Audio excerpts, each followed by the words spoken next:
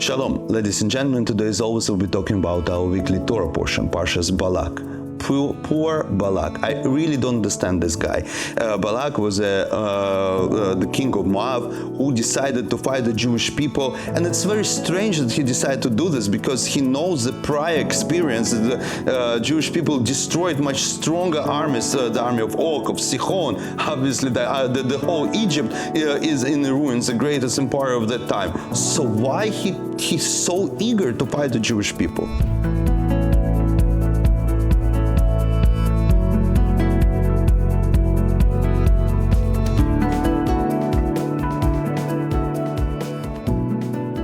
We have to give him credit because he takes a different approach. He goes to the professional curser, prophet, or blesser, or seer of the generation, to Bilam, and ask him to curse the Jewish people. He understands it's not something simple with the Jewish people, not the military strength can take over them. You have to break their spirit, and Bilam, he is also reluctant to do so. However, Balak chooses a very important phrase how to approach Bilam to convince him to curse the Jewish people. He said that, I know about you, you're a very professional curser or magician, or however he was, sorcerer, that whatever you bless, it's blessed, whatever you curse is cursed. And the reason why Balak chooses this phrase, it's very interesting because exactly the same phrase is used by Hashem when he blesses right in the beginning of the story the first Jew ever, to Avram Avinu. He said, I will bless you, that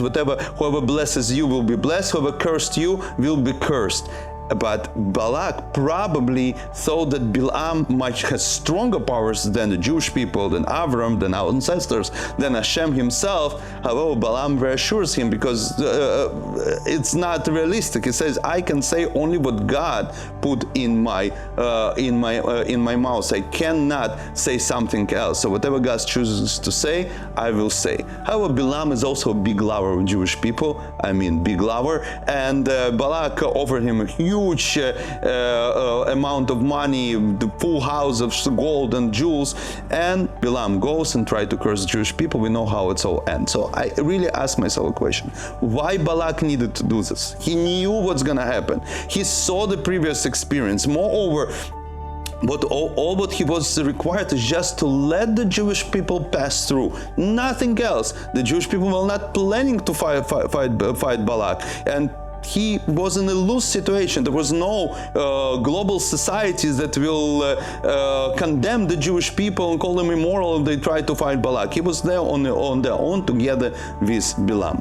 But the Torah itself gives us an answer to this question. Right in the beginning of the story, it says that Balak, yes, he understood. He feared the Jewish people. He feared that they're numerous and very powerful. But in the end of this phrase, it says that he was disgusted by them.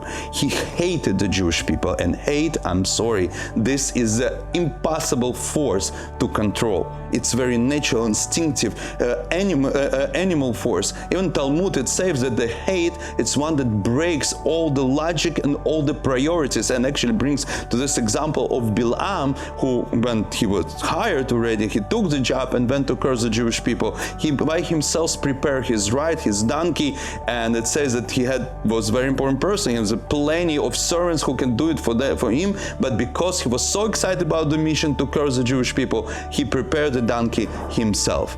What left for us to do for the Jewish people, where the hate is absolutely natural, the disgust with the Jewish people is absolutely natural? It's love. Love, exactly in the same place in the Talmud, it says that the love, exactly the same way as hate, breaks all the laws and all the rules of etiquette, logic, and cannot be controlled, and all the priorities. And the example that was brought, the example of the same guy that we mentioned already, Avram Avinu, when he was commanded to sacrifice his son Yitzchak, he himself prepared the donkey for the journey. Even he had a lot of service to do so, just out of love to God and readiness to fulfill his commandment.